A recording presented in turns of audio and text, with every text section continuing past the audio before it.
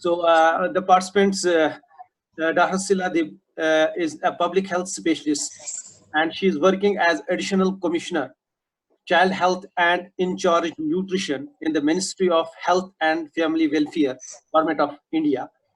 Since 2010, she is looking after the National Child Health and Nutrition Program as National Program Manager for the thematic areas such as anemia, Mukut Bharat strategy, vitamin A supplementation program, infant and young child feeding practices, deworming of children and adolescents, childhood diarrhea and pneumonia, facility-based management of children with severe acute malnutrition, etc. She is intensely involved in the program planning and development of national guidelines in related thematic areas, supporting the states in implementation as well as monitoring and evaluation of the programs. See, participants, basically in our last 2 days deliberations, one point is clear, that besides the scientists which are working in the labs and in the fields for the research and putting their blood there and getting the technologies, but ultimately it is the planning and the, the planners of the country which actually have to make the policies so that those technologies, those findings, they really reach to the needy. So that was in my mind. I could anyhow motivate Dr. Sila Dev. He is in the Ministry of Health and Family Welfare, and she is looking in, naturally for various national programs which are directly related to our this topic, achieving zero hunger.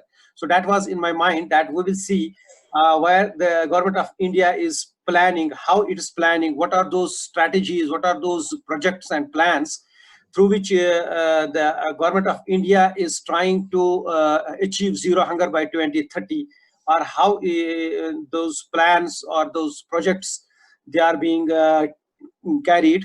So that was in mind, and I am very thankful to Dr. Sibadev. She accepted my request. I am humbly, I'm really humbled to see her in this program. Dr. Siladev, very, very grateful to you. You have spared your precious time. I know you are there in the administration. It's not easy for you to get this time and have interaction with our participants over here. Highly thankful to you. It's over to Dr. Siva, please. You can on your video, and you can share your screen also. Okay, thank you, Dr. Pampuri, and your team, and I thank you for giving me the opportunity to present this the activities whatever is being undertaken by the Ministry of Health and Family Welfare to improve the nutritional status of women and children. So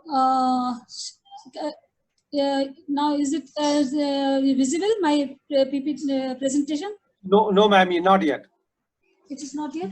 Yes, you can on your video also. Okay. Video on share screen तक किया है video. Okay.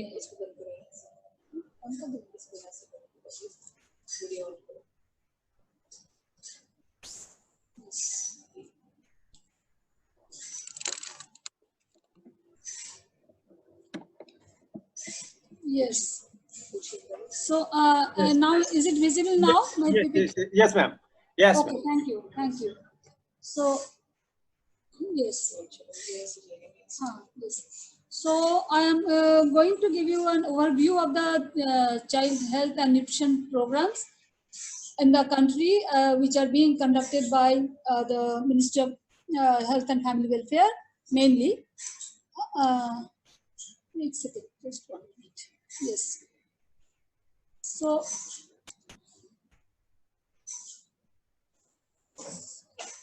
slow ki ja raha hai. Yes. So here is the status of child health in our country. So we have 25 million babies who are born annually, and out of them 4.54 million they are low birth weight babies. So here is a problem, that is around more than 18% of the babies who are born every year are low birth weight babies. Then we have our problem is that we are now having out of the total under 5 deaths, the most of the deaths are happening during the neonatal period. So what is the neonatal period? It is from birth to up to 28 days. That is when the newborn is less than 1 month. During this period, the deaths are the highest. So,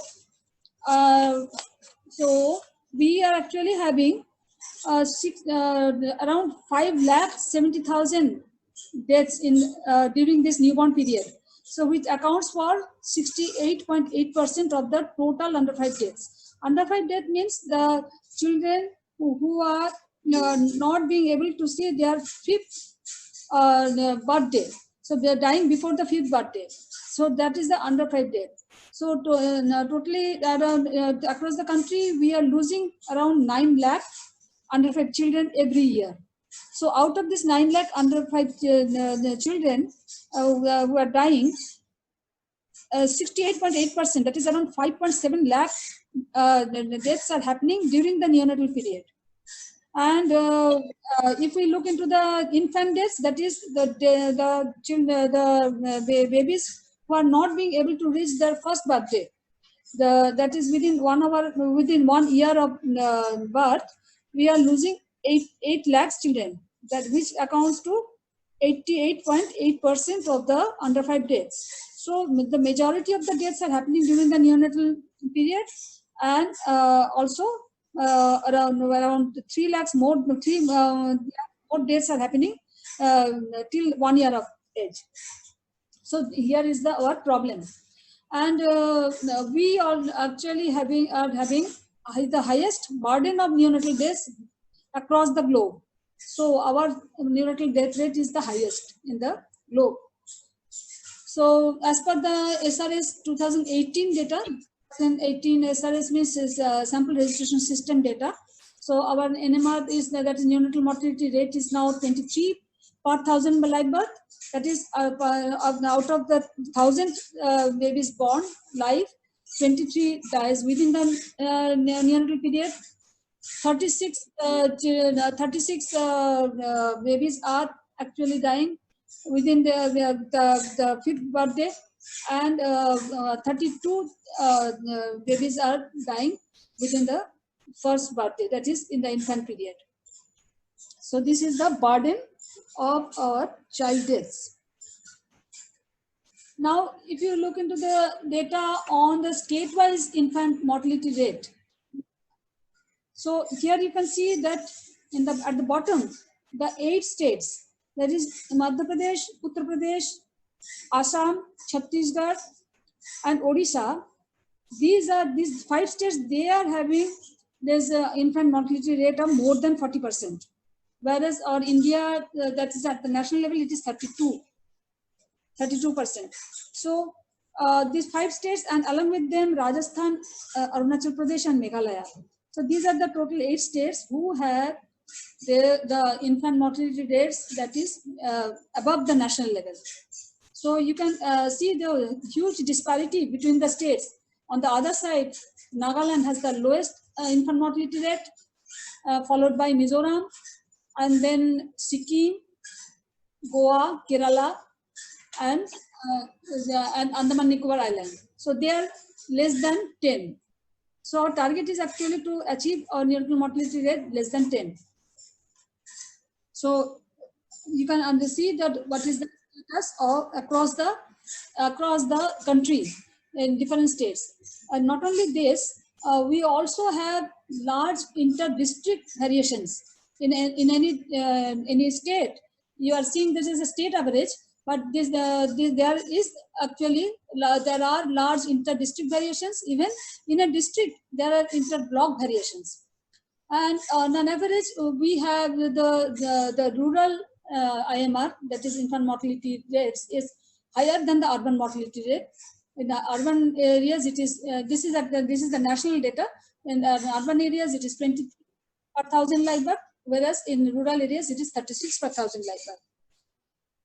So I just want you to understand the burden of our problem. Where we have to focus more. Now, why the children are dying? So, amongst the important causes of neonatal mortality, that is mortality within the 28 days of life. So, prematurity is one of the major cause of neonatal mortality. It accounts to 30%. And other important causes are sepsis, that is infections, which is 18%, and asphyxia, that is respiratory problems, which happen during this into some children. There's some newborns during immediately after delivery. So this is the problem in the neonatal period. And why I have highlighted this words is prematurity 30%. I will tell you later. But now other important important causes of death in the under 5 children are pneumonia, which it accounts for 17%, and diarrhea 8%. So this is as per the SRS 2017 data. So the both pneumonia and diarrhea, they actually are contributing to more than 25% of the under 5 child mortality. So as I have told that around 9 lakh children, the under 5 children, we are losing every year. So out of them, 2 to 2.5 lakh children we are losing due to the deaths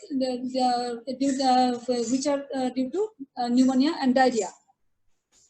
And another important thing that undernutrition is the underlying cause of 45% of the under 5 deaths. So 45% means it is around 4.5 lakh deaths. So in 4.5 lakh under 5 deaths, there is the important issue of undernutrition, and which actually is the underlying cause of this death. And now, what is the main reason why this are happening? So this undernutrition, why these deaths are happening due to undernutrition? That is the reason is the faulty and suboptimal infant and young child feeding practices. So during the early years of life, that is up to 2 years of life, this infant and young child feeding are the most important area for prevention of undernutrition. And we also speak about the first 1,000 days. That is in the intrauterine period during pregnancy, when the fetus is inside the mother, and then the first 2 years of life after birth. This 1,000 days, it actually considers for 1,000 days. So this 1,000 days is the critical window of opportunity for improving the child survival, because this optimal maternal nutrition and appropriate infant and young child feeding practices, if they can be promoted, then these are vital for the growth and development of the newborn and the young child. And other important causes of death during this period is vaccine preventable diseases and the congenital anomalies. Congenital anomalies is also one of the important cause of death in the neonatal period. So this is the you can see that this pie chart. So this the source is from Lancet 2019. It has taken 2015 SRS data. So here is a difference between the data, because you can see here the post neonatal deaths are 42.1% as per SRS 2015, but now as per SRS 2017, it is it has actually it has been reduced. It is now 31.2%. And the neonatal deaths, as I've already told, here in 2015 it was 57.9%, but in 2017 it has actually increased to 68.8%. So this percentage, there is a variation in the percentage, so you can understand that the post neonatal deaths are reducing, and so the neonatal deaths are they are forming the major bulk of this under 5 deaths. So, but the reasons are almost similar or same.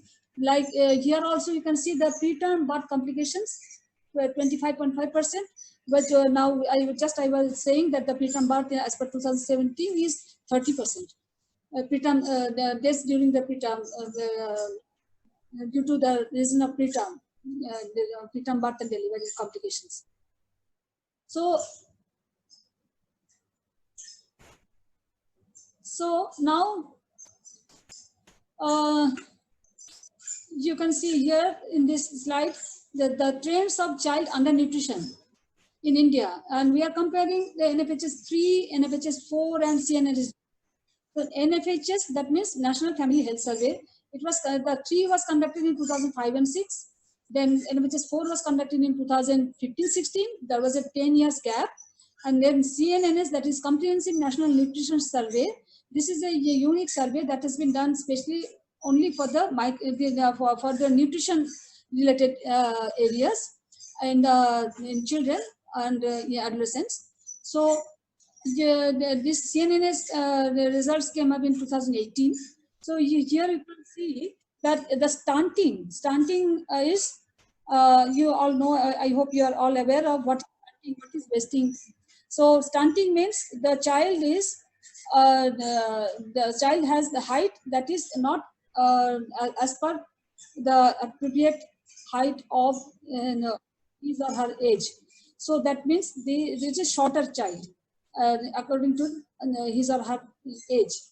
And wasting means that is the child is thinner. That is the height is okay, height is normal, but the child is thinner. That the thin so the child's weight is lesser than what it should be.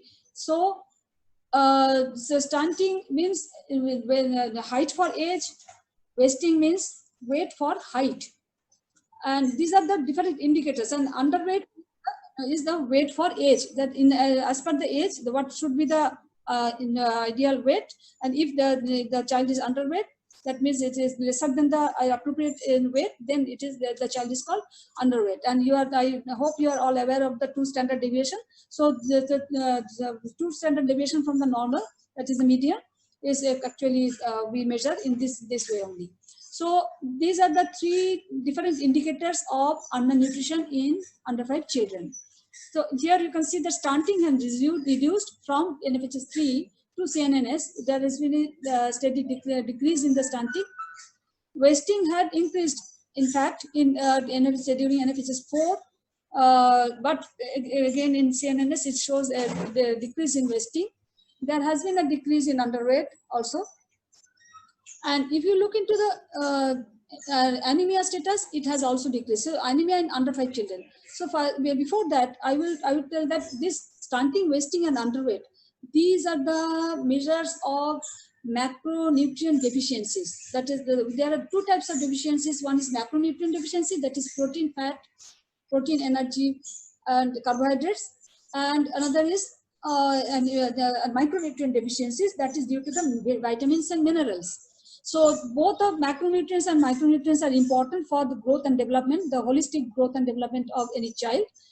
So you can see that the macronutrient deficiencies are reflected in through stunting, wasting, and underweight, and the anemia is actually a reflection of the micronutrient deficiencies, especially of iron, along with that folic acid, vitamin B12, and many other macro elements are there which may cause anemia. So majorly we focus on anemia, iron and folic acid and maybe B12.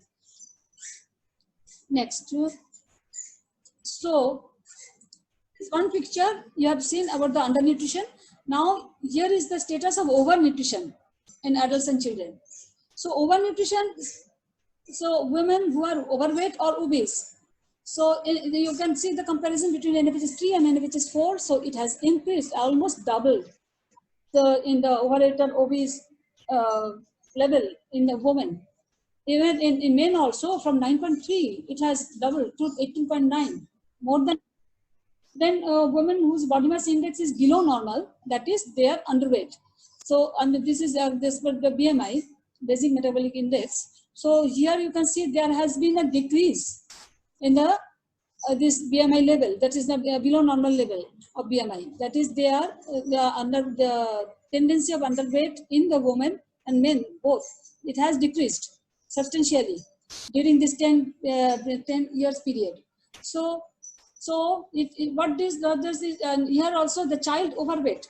It was in 1.5 in NFHS 3, but it has actually increased to 2.1. So all this indicate that there has been an increase in the intake of the calorie-rich diets. So more calorie that is being deposited in the body than it is being expended. So and now here you can see, on the other hand, the national level anemia prevalence as per NFHS 3 and NFHS 4. So we have the under 5 children, and the children of 5 to 9 years, and then 10 to 11 years of adolescent girls and women of reproductive age group. They are more susceptible to this anemia problem. So you can see the different the levels in different groups. So in under 5 children, there has been a decrease in under 5 children. We call anemia as a severe public health problem if anemia level is more than 40%. So here you can see that in all the age groups, under 5 children, pregnant women, and women of reproductive age group, the anemia level is as high as more than 50%. And in men, it is not a severe public health problem. So, and there is even decrease from the NFHS 3 to NFHS 4. Now, you are all aware of this Sustainable Development Goal 2.2 to achieve zero hunger.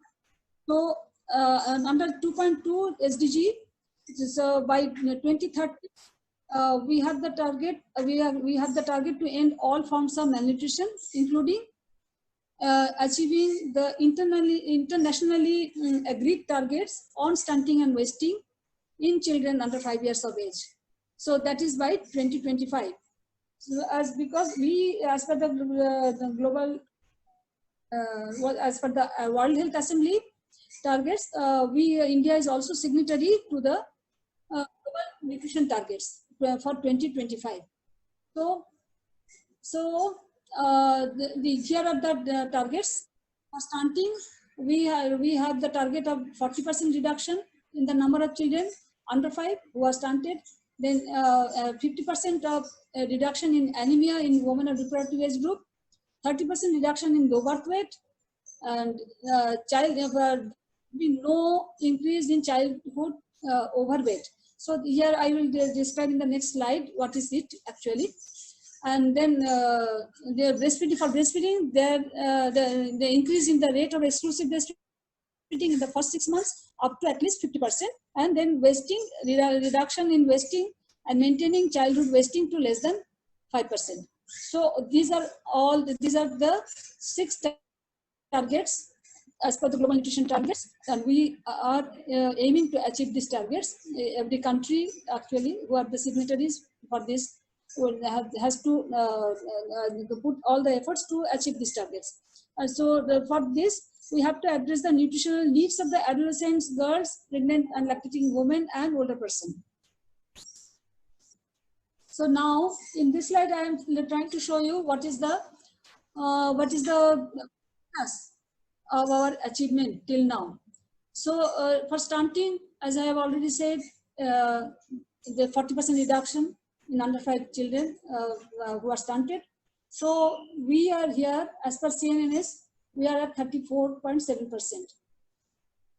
So our target is actually to achieve 24% stunting. So reduce to 24%.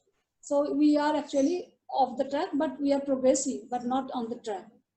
Then wasting, it is actually, as per CNNS, is 17.3%, but we have to reduce it to less than 5%. So we are clearly off the track for this indicator.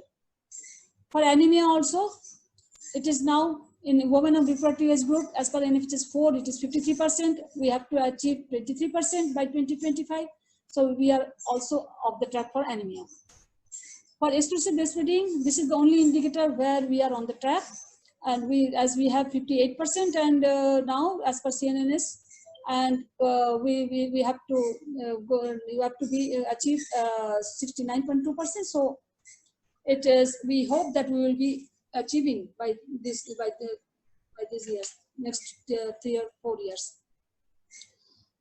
And childhood obesity. So should be no increase in childhood overweight. So this is actually defined as for all these global nutrition targets for India 2012 level of all indicators have been taken as the baseline. So it was calculated that it was 1.9%. And then the target is to maintain this level of 1.9%. But as per the NFHS and CNNS data, we have actually 2%. So we have already, actually there has been an increase in the childhood obesity. So we are off the track now, when we have to target it to bring down to 1.9 again. And for low birth weight, it is 30% reduction in the low birth weight. So we have 20% of our under 5 children who are low birth weight, but the target has not yet been fixed up by the Global Nutrition Target Group. So what are the important reasons for high malnutrition in India? So there are multiple reasons. One is that more than 50% of the adolescent girls, pregnant mothers and lactating mothers and women of reproductive age group, they are anemic. Then half of the pregnant women, 51.2%, they received 4 antenatal checkups. We are saying that this is a reason, but actually the fact is that why we are saying this is an important indicator to look into the malnutrition status, because this antenatal period is the scope for improving the nutritional status of the pregnant mother. As I have already said, the 10,000-day approach.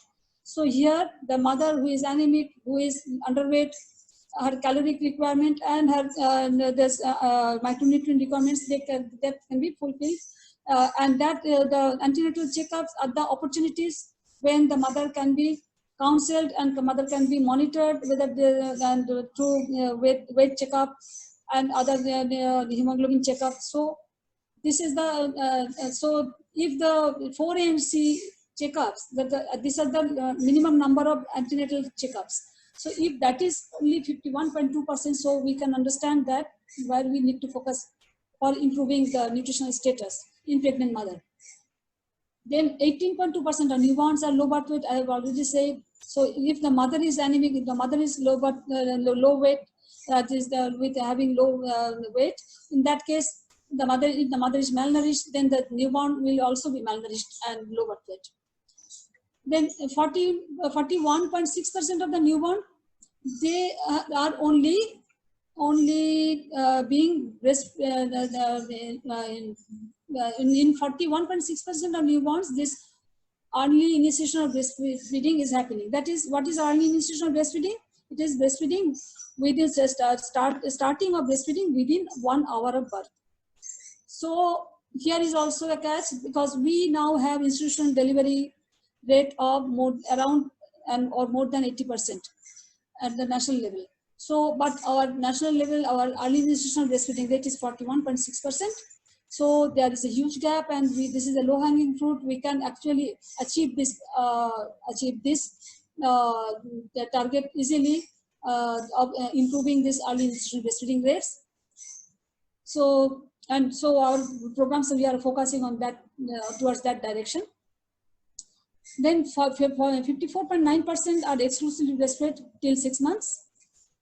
I have already said that we are on track for this indicator. Then 42.7% of newborns, they received complementary feeding, and only 9% received adequate diet. So after 6 months of age, the initiation of complementary feeding, that is in addition to the mother's milk, the other foods actually are started, and that is called complementary feeding. Because why it is called complementary? Because the breast milk alone cannot fulfill the nutritional requirement of the child when the child crosses the 6 months of age.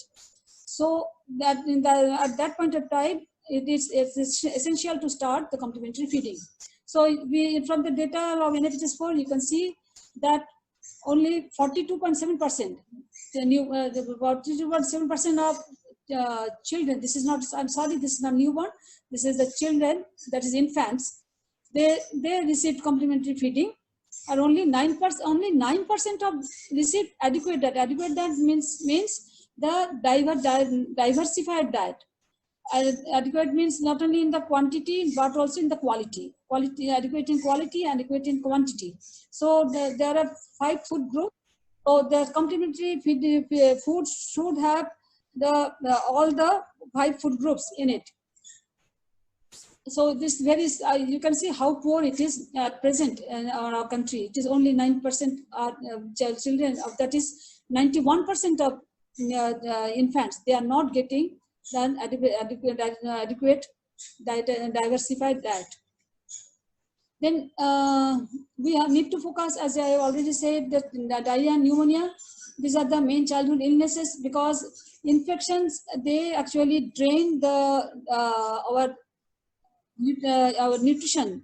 That is, the caloric requirement increases, the micronutrient requirement increases when the child is infected, get any kind of infection. And in diarrhea, the appetite, diarrhea and pneumonia, the disease also causes loss of appetite. So intake also reduced. So these are, we need to focus on these main childhood diseases, so that this nutrition is also also focused during that period, during these diseases, and the prevention of disease is also important. That's why the immunization is there. Then there is also high prevalence of soil transmitted diseases. As you know, that hookworm, threadworm, roundworms, these are the main worms which infest these children, especially these under 5 children and young children. They are affected most by these worms, and they are and as these growing children, they require more energy and macronutrient requirement. So these worms, they actually drain this nutrition from these children, so they get malnourished. And then there are other several socioeconomic determinants, like poor maternal nutrition, as I have already said. They look into the other factors for adequate food availability. And then there is large family size, that is another impediment to the appropriate nutrition. And there is also intra-family food distribution. So that is another area. Even if the family is having adequate food, but if you look into the disparity in the food distribution within the family, if the mother usually gets the less food than the head of the family, like that. So these are all factors which need to be addressed for improving the health and nutritional status of this target population. And as you are now, by this time, I hope I have been able to make you understand that health and nutrition are interlinked. So implications of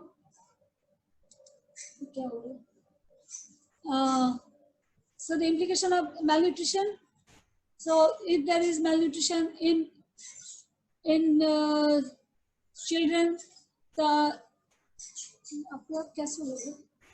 underlying factor for this malnutrition is the underlying factor for high morbidity and mortality in children, and there is low resistance to infection. If the child becomes weak with the infections due to diarrhea and pneumonia, so if this is actually a vicious cycle, the infection makes them weak, and then there is the poor nutritional status of the child, and then it causes low resistance to infections further, and in this way the child becomes sick and more sick. And then there is also as I have already explained, how anemia and macronutrient deficiencies and the neglected tropical diseases like the worms infestation, these are all actually the several manifestations and causes of this malnutrition status specifically undernutrition status. Then, but all this undernutrition causes, they actually culminate in a undernourished child who has poor learning and cognitive abilities, and it also leads to poor school performance. And then there is low, when this child becomes an adult, there is low work productivity, low income and poverty, and and all this undernutritional effect, it has impact on the under 5 deaths. As I've said, under nutrition is underlying cause in 45% of under 5 deaths. And you must also be aware of the how stunting is actually, prevention stunting is important, because 5 to 11 points of IQ loss happens only due to stunting. And there is also adult will income loss of to the account of 22% and 11% of annual GDP loss. So all these are all these human capital loss and reduction in GDP. This actually are the culminated effect of the undernutrition status, which starts right from child and right from intrauterine period, and it continues throughout the life cycle. So now I am going to tell you about the strategic interventions, what the Ministry of Health has taken up under the child health programs for prevention and management of this undernutrition. And so there are some nutrition interventions, and there are also several health interventions. So this is in brief. Actually, this chart can give you the idea of what are the different programs we are having. So for newborn health, we have the essential newborn care services and care around birth services, and this is being provided at every delivery point. That's wherever the delivery in the public health facilities. Then we also have facility-based newborn care. This is the facility-based newborn care means when these newborns, they get sick. So then for the care of the sick newborn, we have 2 or 3 level facilities actually. There is newborn stabilization units, and then this is at the sub-district level. And then at district level, we have special newborn care units or SNCUs. And we are also having NICUs, that neonatal intensive care units. So these are all facility-based newborn care provisions. Then we have home-based newborn care and young child care programs. These are the 2 now being merged to one. So under home-based newborn care program, the 6 or 7 visits are being provided by the ASHA to the postnatal mother with her newborn. So to look into the various health and nutrition nutritional status. And so here nutrition, actually the breastfeeding is an important area for monitoring. And then for young child, home-based young child care program, there are 5 visits in addition to the after the newborn period at 3 months, 6 months, 9 months, 12 months, and 15 months. So during these visits, the nutrition, along with other health issues, the nutritional status and promotion and counseling is also being taken care of during those visits by the ASHA at the household level. So then there is also a new program. We have the comprehensive lactation management centers and the lactation management units. Here we have the definite reason to boost the breastfeeding, and the availability of the mother's milk, mother's own milk. And if mother's own milk is not available, in that case, our next choice is donor human milk. So we are having these provisions of donor human milk in the comprehensive lactation management centers, and these are being established. This is a new program. This is being established, and every year we are now providing a budget to all the states for establishing of these comprehensive lactation management centers. In addition to the comprehensive lactation management centers, the lactation management units are also there, and so to provide support to the mothers for promotion of breastfeeding. And among the nutrition related interventions, we have a MA program. MA program is Mother's Absolute Affection Program. So here I will tell you the next slide what we are doing. And then we have macronutrient supplementation program.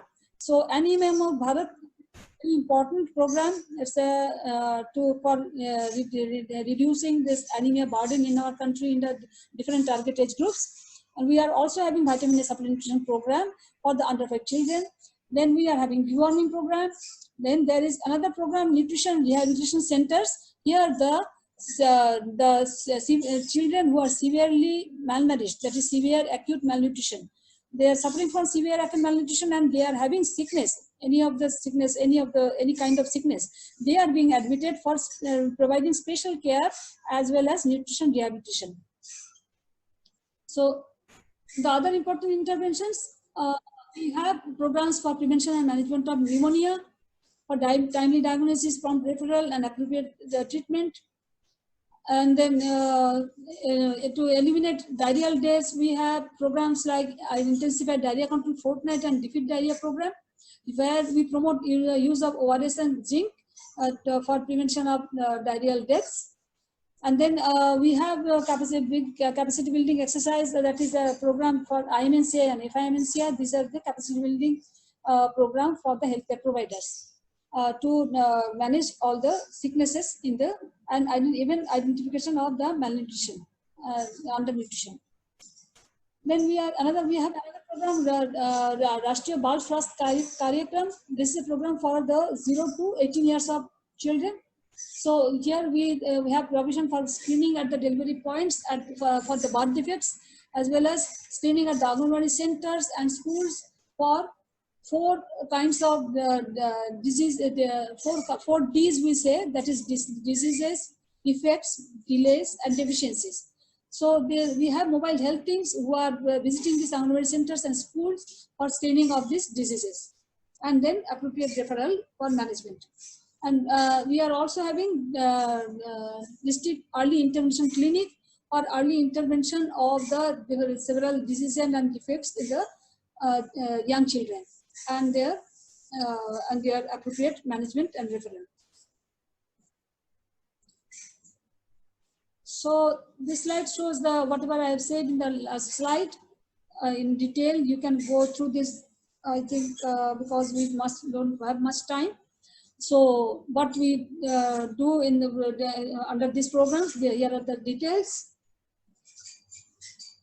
So, as I was saying, that under the home-based newborn care program and young child care program, under nutrition, we emphasize on promoting exclusive breastfeeding for 6 months. So infant and young child feeding, this has appropriate infant and young child feeding has 4 components. First is early initiation breastfeeding. I have already said about it. Then second component is exclusive breastfeeding for 6 months. That means only and only mother's milk and nothing else, not even water. So that's so it needs a program to promote it. Then after 6 months of age, initiation of complementary feeding, and then gradually increasing the quantity and quality of and adequacy of this complementary feeding up to 2 years of age, and then along with that the continuation of breastfeeding after 6 months up to at least 2 years and beyond, we say. So this is the infant and young child feeding practices. And then along with that, during this home-based young child care program, there is also regular growth monitoring Anganwadi centers. So with the children are being referred to the Anganwadi centers for regular growth monitoring. And from health side, what we do, that we also, that at 6 months of age, we start iron and folic acid supplementation. So as I have already said, that anemia is a big problem, and in under-5 children, it is the highest prevalence. And then full immunization of the children, that is also important to prevent various diseases. Then appropriate use of ORS, that is also being promoted, and zinc that is being promoted under this program. And child development component is also taken care of for age appropriate play and communication. And wash is also being promoted under this program, or appropriate hand washing. So these are the bottom you can see at the what are the specific program component for at 3 months, 6 months, 9 months, 12 months, and 15 months. So Mother's Absolute Affection Program, we, as I already said, this is an important area for us, the health ministry, because I have already said what is the status of these indicators around this infant and young child feeding practices. 41.6% are in early institutional breastfeeding, 54.9% exclusive breastfeeding. Adequate complementary feeding is also around 40%, and dietary diversity is less than 10%. So the Mother's Absolute Affection Program focuses on all these components. And then there is another big program is Anemia Mukt Bharat program, as I have already said. And biannual vitamin supplementation is another program I have also mentioned. So though we are going for this biannual vitamin supplementation, but it is actually a chemical. This is a synthetic chemical, the vitamin A. So ideally, we should actually go for dietary diversity to so that the children can have adequate diets, including the green leafy vegetables and fruits, which are rich natural sources for vitamin A. That is vitamin provitamin A, that is beta carotene, that is present in all these green leafy vegetables and fruits. So, and yellow and orange and red colors fruits and vegetables. So we actually, ideally, we should go for dietary diversity rather giving this mega dose of vitamin A supplementation, which is a synthetic chemical. So what? So this is the we are talking about this dietary diversity for last many years, but ultimately we need to have the provision of availability of this vitamin A rich diet in the plates of our children and mothers. Then deworming program is also there, and actually indirectly deworming program actually prevents the worm infestation, and which actually drains the micronutrients and macronutrients from child's gut. Then there is I have already told about this NRCs, that nutritional rehabilitation test, what we do there. Just 1 minute. So breastfeeding, why maybe you were being surprised why you are so much focusing on breastfeeding. So breastfeeding within 1 hour could have 20% of the neonatal deaths and 20% of the neonatal deaths. So I have told you that around 5.7 lakh neonatal deaths are happening. So if 20% means around 1 lakh, more than 1 lakh neonatal deaths can be prevented if only we can focus on improved breastfeeding rates. Then that is within 1 hour of birth. We can start breastfeeding within 1 hour of birth. Then exclusive breastfeeding, it reduces 13% of the under 5 days. And breastfeeding alone has the potential to prevent around 1.6 lakh under 5 days annually in India. So what is the strategic approach of Government of India to address malnutrition? So under the Prime Minister's overarching scheme for holistic nourishment, that is Poshan Abhiyan, so which was launched in 2018, the several programs has been taken into consideration, and many of these are also being implemented by Minister of Health. Though the Poshan Abhiyan implementation is actually it's a domain of Minister of Women and Child Development. Minister of Women and Child Development is a nodal ministry for implementation of Poshan Abhiyan, and but it is being implemented with the convergence of many other line ministries. So we here in the under Poshan Abhiyan, there is focus on the first 1,000 days. There is much focus on the convergence. So convergence is the need of the hour now. Then Jan Andolan activities. There is a Jan Andolan dashboard for that purpose to record those activities. Then there is much focus on the interpersonal communication for nutrition counseling and health counseling. Then community engagement through community-based events. Mass media and digital media campaigns are also important area here for Poshan Abhiyan in the activities.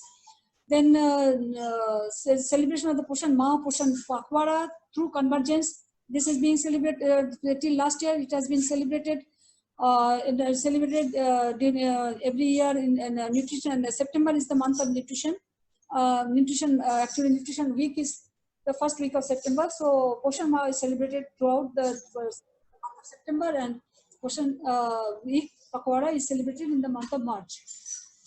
And that is, and under Poshan Abhiyan, this is the first time that there has been a lot of focus on involvement of other sectors like agriculture for kitchen gardens, subsidies on nutrition sensitive farming, and production of millets, fruits, vegetables, and milk products. So these are the pillars of Poshan Abhiyan. So I have already told about this. So in addition to first 1,000 days focus and all the other all the programs I have already mentioned, and there is also the focus on use of technology and incremental learning approach. Now I would like to say something about this Anemia Mukh Bharat program. It's a big program in our under Ministry of Health. So it is a strategy to strengthen the existing mechanisms for anemia prevention and control. As you are now aware that anemia, how big is the problem of anemia in our country. So there is a 6x6x6 approach, that is 6 target beneficiary age groups, 6 interventions, and 6 mechanisms. These are to achieve the envisaged targets of anemia under the Poshan Abhiyan. So our major emphasis is on demand generation, strengthening management, then testing, treating, and talking about anemia. This is test, treat, and talk strategy. We said T3 strategy, and then focused monitoring through IMB dashboard. So we have a separate dedicated dashboard for monitoring of AMB, all the activities, and we are regularly, this dashboard is being updated, and in the reports are being uploaded. So this AMB dashboard is there and it is in public domain.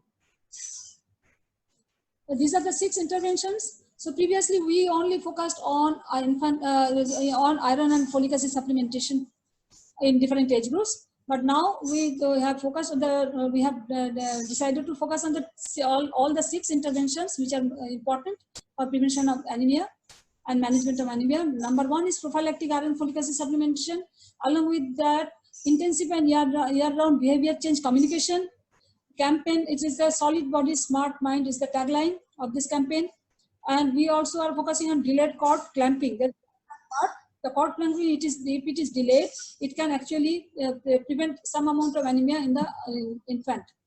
Then there is also now provision of mandatory provision of iron folic acid fortified foods in the public health programs. So fortification is now going in a big way, and it is this arena is being actually increased. Then fortification of milk, fortification of rice, fortification of wheat. We also were talking about biofortification, but till now I think there is not much improvement and not much improvement in the biofortification strategies at the field level. But it is a new upcoming area, and where a lot can be done. And what we understand that there are much researches have already been taken up for in the area of biofortification. And so we are also looking forward to look into how we can work combinedly. We can work together for this fortification strategies. Then there is periodic deworming. I have already said, for children, adolescent, and pregnant women. Then testing, treating anemia, testing and treating anemia. We are using this the first time. We are using digital methods, that's point of care testing and treatment. And then also there are different non-nutritional causes of anemia. There are endemic pockets of where the malaria is very high, malaria level is very high, and the hemoglobinopathies are there, fluorosis are there. These are the non-nutritional causes of anemia, because we understand that 50% of total anemia burden is due to the nutritional causes, and the other 50% is due to non-nutritional causes. So we have also focused on alleviating this anemia problem due to those reasons. So investment in nutrition during the first 1,000 days of life, actually it builds the human capital and it boosts the shared prosperity. So if we look into the schooling, the area schooling, the early nutrition programs can increase school completion by 1 year. These are the evidences say like this, that early nutrition programs can increase adult wages by 5 to 50%. Children who escape stunting are 33% more likely to escape poverty as adults. And there is reduction, if there is reduction in stunting, it can increase GDP by 4 to 11. So we can say lastly, so we can understand what is the impact of improving nutrition in our population, and how it can improve health, and as well as improve the schoolings, improve in the IQs, improve in earnings, and in the alleviating poverty and improving economy. And lastly, I will read out a portion of the paragraph from the Food and Agricultural Nutrition in India, one report, which says that getting to zero hunger is not just about calorie adequacy. A person whose intake of calories is adequate can still be stunted or overweight due to macronutrient deficiency. In order to address micronutrient deficiency, India's policy need to look into the production of micronutrient-rich food like coarse cereals, pulses, fruits, vegetables, and animal products. So we understand that as you also you must be aware that demand for these more diverse foods is on the rise, and there is actually bargaining opportunity for the small farmers to take advantage of this demand. So by diversifying and commercializing their production, small farmers can increase their income, which will also increase their access to micronutrient-rich foods in the market. We also talk about subsistence farming. So we need to promote all these things. So household access to the micronutrient-rich foods, it does not necessarily equate to individual access, as I have already said. As there is also, we often see that inadequate allocation of food to women in the family, and this is a common problem in rural India. So to address this issue, the development programming must focus on empowering the women, as empowered women are more likely to eat diverse diets and less likely to suffer from iron deficiencies. So in healthier women, in turn, they will have healthier children. So adequate nutrition, actually, at individual level, depends on good sanitation and hygiene. Though there are other factors also. So now we understand that we are actually focusing on our own areas, every ministry, but we are also indeed for working in tandem with all the other ministries in convergence to be aware of what other ministries are doing for nutrition. There is very important role for agriculture, horticulture, animal husbandry, which can enrich the food plates of our population to give them all the macronutrients and micronutrients from natural sources. And our aim should be to get rid of this supplementation and fortification strategies. These are the short-term strategies to fill the gaps for gap filling purpose. But we should ultimately target on a diversified, rich diet. Thank you for patient hearing.